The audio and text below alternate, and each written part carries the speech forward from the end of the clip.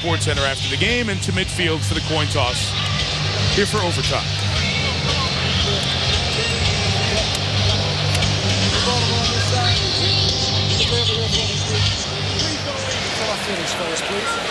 Gentlemen, this is the coin now that we will flip for overtime.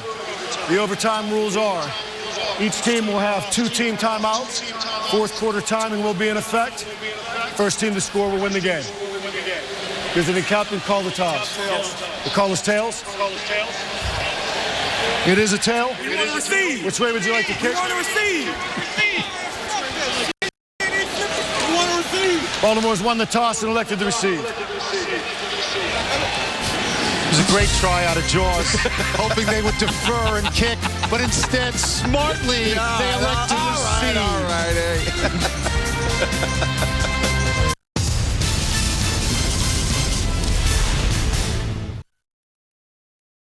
Night was about Joe Flacco's debut nationally. He won his first 2 starts. Very likable young man out of Delaware. Not sure how he'd handle the National Football League and the pressure of his first road start in a place where he went to college briefly at Pittsburgh. Couldn't get the starting job, so he went to Delaware. He's handled it pretty well. A little adversity, but coming back with a key fourth quarter drive that has sent the game to overtime. Tied at 20, and the Ravens set to get the ball to start OT. Hard to argue with the fine performance of Joe Flacco. He made a mistake on the fumble. That's been about it. The team that wins the toss has won all 4 overtime games this year. 2 of them on the opening drive. Yaman Figures from 3 yards deep.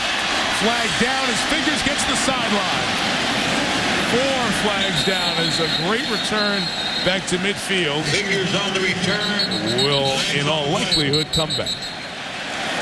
2 more flags, you would have had an amusement park.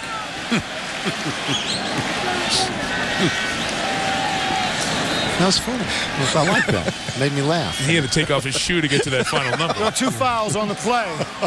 Holding number 43 of the return team. That penalty is declined. There's also holding number 50 of the return team. That penalty will be accepted 10 yards from the spot of the foul. First down, Baltimore. The Ravens will take over their own 15, and James Farrier asks the crowd for help.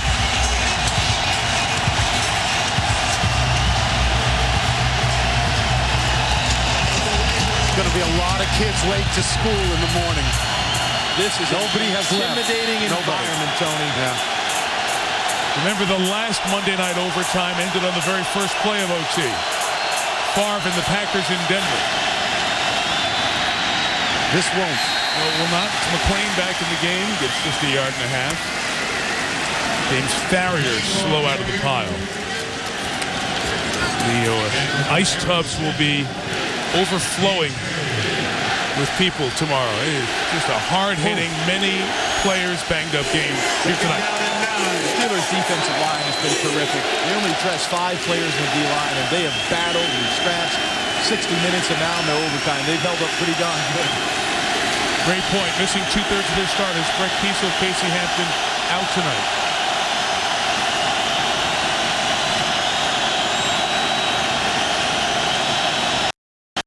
Flacco. Somehow they got rid of Woodley. A flag comes down as he throws downfield for Mason. Incomplete, battling Bryant McFadden. Chop block on the Ravens.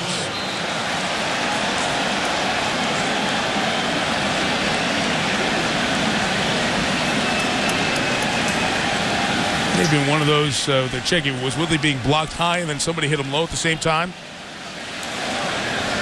Personal foul. Chop block. Defense. Penalty is half the distance to the goal. Replay second down. Team's territory did mean offense.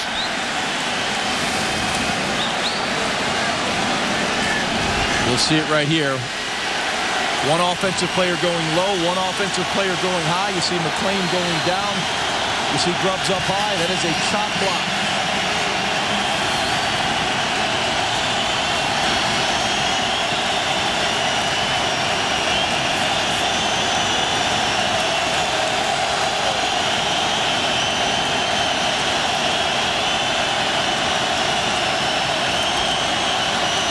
McClain left. some space. Polamalu went to cut his legs out as he goes to the 15. And Troy has to scrape himself off of Heinz Field. That really is a big 7 yards. It makes it a much more manageable third down situation. You know, if you're at 3rd and 17, 3rd and 18, you don't have many plays in the playbook to convert that to a first down. 3rd and 10, much more manageable, kind of opens up the playbook.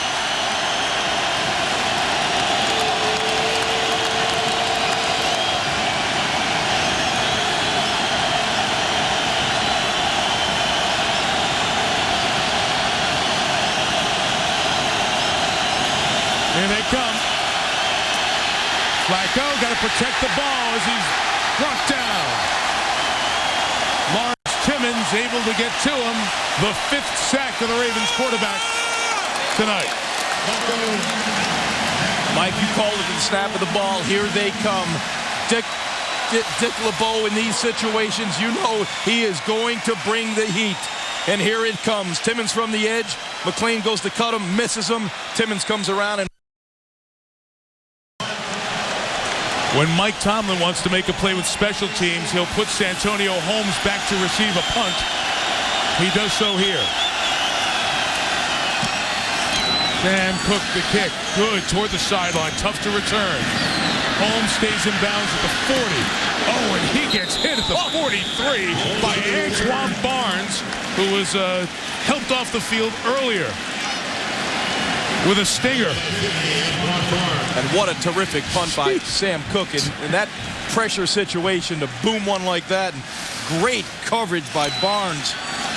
2/3 of the people in this game have been helped off the field earlier in the game and have come back to play the next 3 quarters. What a replay that is, and what a job. Boom. The front end of that, he got knocked down, double teamed, knocked out of bounds, got back up, found the runner and slammed him. Wow. Great replay, guys. Steelers' chance to win it here in 02. Their defense did the job.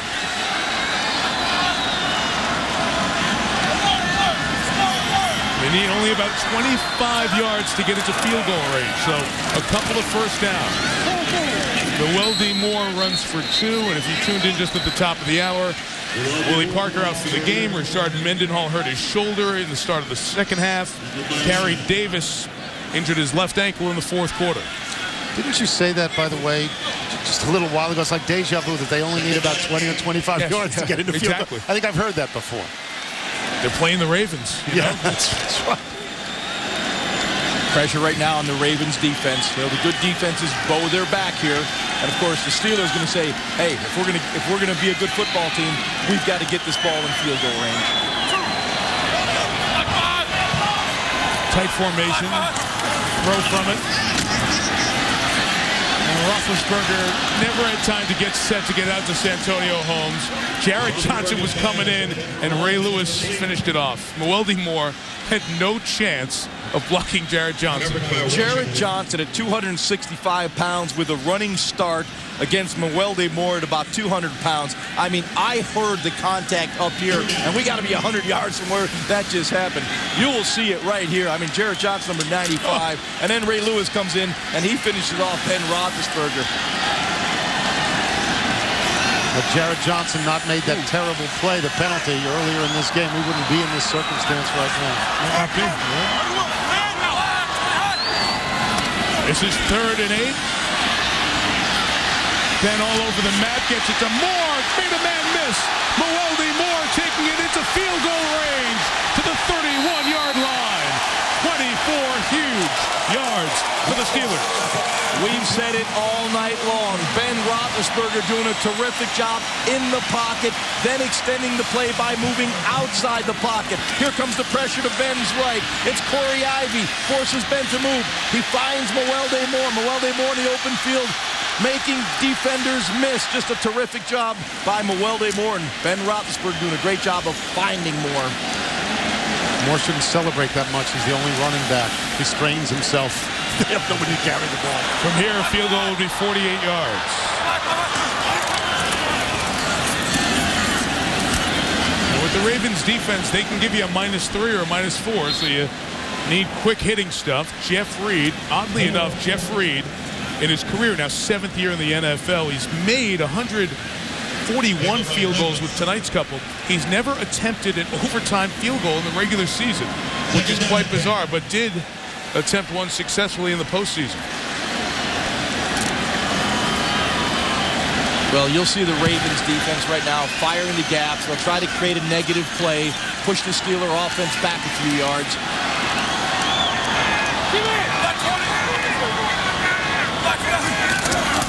Second and 10. Oh, Moore fell down, and that's a loss of 4 yards, and that makes it a 53-yard field goal attempt if they can't gain any yardage on 3rd down.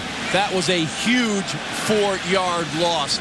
Clearly, Ben Roethlisberger and Moreeeee Moore not on the same page. I know Moore slipped a little bit coming out of his stance, runs into Ben Roethlisberger. That's not the kind of play. Can't hand the ball off of the guys on his knees. It's almost reminiscent of Brian Westbrook and Donovan McNabb in that Dallas game earlier this season. Boy, these plays that should be just automatic. Handing it off in the guy's throat at that point. And remember, guys, there's never been a field goal over 50 yards in Heinz Field in an NFL game. That is bizarre. The wind, it's always been a problem kicking, especially the other way. Pressure comes, Roethlisberger got rid of it, and it's caught. And they got the yardage back and a couple more with Moore. Good play by Ben. And it's going to be a 45-yard field goal attempt for the win by Reed. Once again, Roethlisberger doing a nice job. You saw the blitz up the middle, coming on the A-gap, trying to get pressure on Ben. That's the second time he's read this blitz in this half and ran that little O-cut to Moreeeee Moore to the outside. They had Moore matched up against the linebacker, Bart Scott. That's a matchup that Moreeeee Moore should win. Watch if the Ravens call a timeout. John Harbaugh, the head coach, is right next to the official on his sideline. Greg Warren's the snapper. Mitch Berger, the punter, is the holder. 46 yards to win. Timeout Ravens. Timeout Ravens. Got the timeout called at the last second. So the Mike Shanahan move from last year. We debated that a million times. I've never liked it. I think it's sort of cheesy. You like it, Jaws? Calling the timeout? You call it cheesy, I call it strategy. Well, it could be both. No, it could be strategy. cheesy and strategy.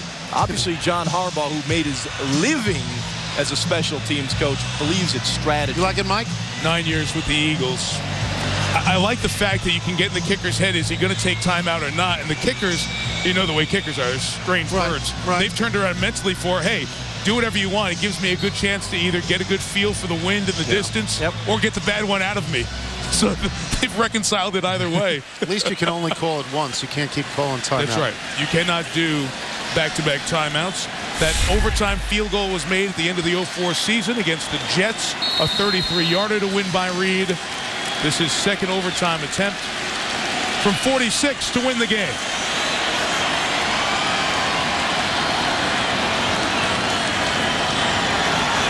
One time, says Tomlin.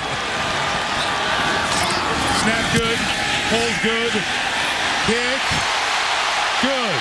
Steelers win by that much.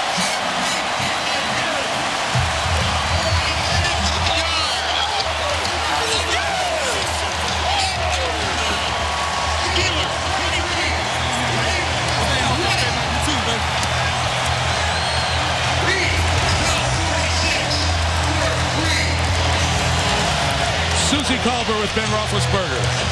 Ben, it was like a heavyweight fight that went 13 rounds. What was it like to be in the middle of that? I'm just glad we won. You know, our guys never backed down. We played terrible offensively in the first half, but they didn't back down. They fought through it, and we came out offensively and did well. Got to give a lot of kudos to our defense. What changed for you from the first half to the second half? Well, we started going no huddle, and I told Bruce and Tomlin, I said, let's pick up the pace. Let me call the plays. We did it. We looked really good doing it, and it got successful. What were you thinking coming off last week's game? Such a pounding too against Philly. Well, the biggest thing was just getting a win. And we're not going to say anything about it being a pretty win, but we got to win, and that's all that matters tonight. Congratulations. Thank you. Steelers 3-1, Ravens 2-1. Different looks and views of the reaction of the Reed game winner. Good snap, good hold. It's hooking, but it hugs just inside the upright. Roethlisberger, as he said, poor in the first half with the offense.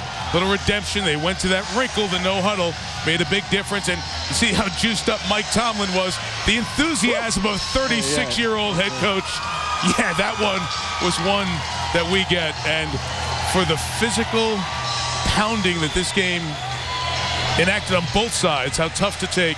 But Jeff Reed keeps it alive for the Steelers. 14 consecutive wins on Monday Night Football in Pittsburgh. 23-20, Steelers are 3-1. The Ravens absorbed their first loss of the season. Now only 3 undefeateds in the National Football League. The Bills, the Titans, the Giants. Tony Kornheiser, Ron Jaworski, Susie Colbert, our entire crew. Mike Tirico saying good night from Pittsburgh. This has been a presentation of ESPN, the worldwide leader in sports. Next Monday, the Vikings and the Saints. See you next week in New Orleans.